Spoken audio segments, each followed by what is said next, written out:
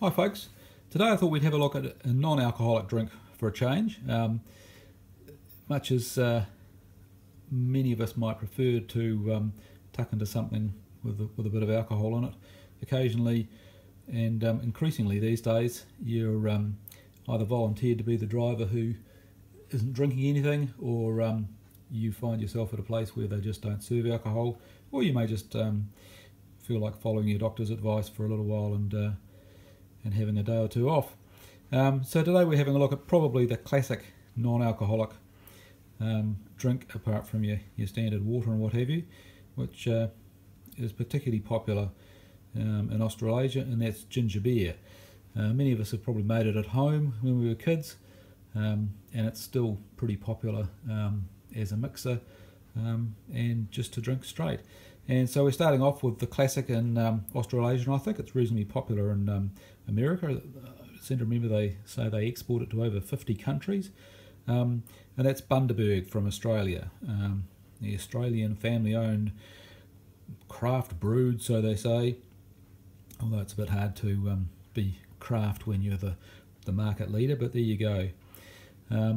So we'll have a look at it. It's a cloudy ginger beer, and as they say, it is actually brewed, but because they sell it in these dark brown beer type bottles, you really can't see the suspended ginger and sediment, but it is there. It's pretty well reviewed as a whole, but one of the most common things they say is that you've got to be really careful not to cut yourself on these accursed pull tear tabs. So we'll do our best not to get blood on the YouTube. Ooh, splash. And okay, here we go.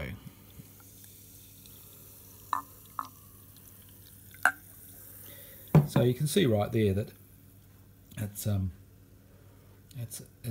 slightly cloudy colour, fair bit of carbonation, but it's definitely not your dead clear soft drink. Talking a little bit about Bundaberg themselves, there's a pretty comprehensive website. It's very modern. In fact, it's so modern and fancy that it occasionally locks my PC up with the graphics. The emphasis of the whole operation is that it's family owned and that it's all their soft drinks are brewed. So they make quite a range of different soft drinks, which we might try a bit later. But they're all brewed, so they somehow brew their lemonade, they brew their root beer, they brew their orange drink, you name it, they brew it. And so it's obviously going to be quite different from your standard Coca-Cola or lemonade or anything else. But yeah, you definitely get the impression that the ginger beer is the favourite one.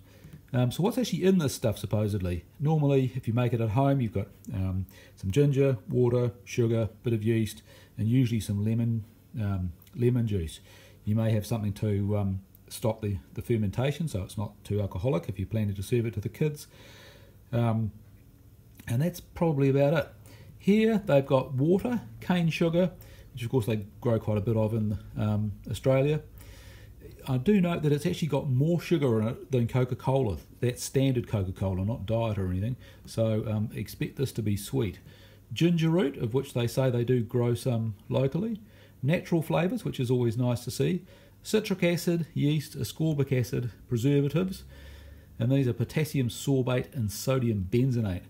They're both found in berries, amongst other fruits, but you suspect since they're listed as preservatives here, they're likely to be the synthesised versions.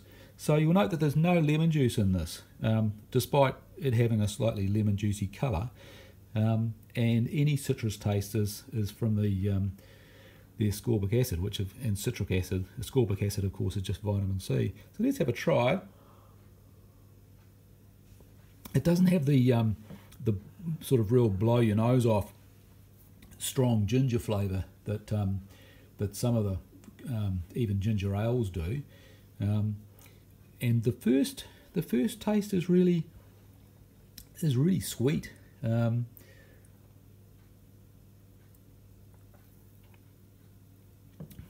but there is a good strong ginger kick there, and nicely, there's no artificial flavour. It does just taste like a slightly yeasty ginger drink. Bit disappointing that there really isn't any lemon juice flavour in there. Some people might not mind, but that's something that I think if you're used to home brewed ginger beer, you'll definitely notice.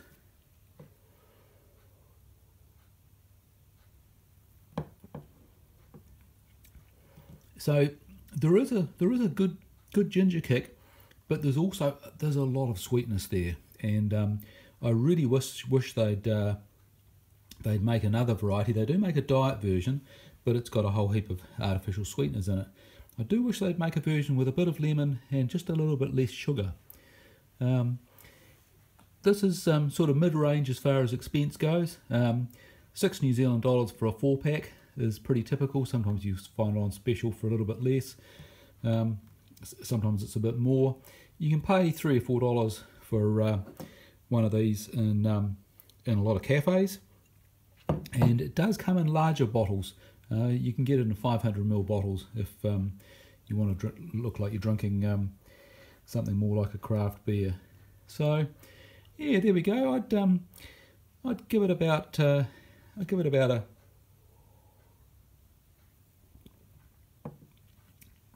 7 out of 10. I really like a little bit more ginger, a little bit less sugar, and rather than the citric acid, a little bit of lemon juice. Even if it was from concentrate, I think it would really add to it. But there you go. If you feel like something other than a beer, why not give your Bundaberg a try? Cheers.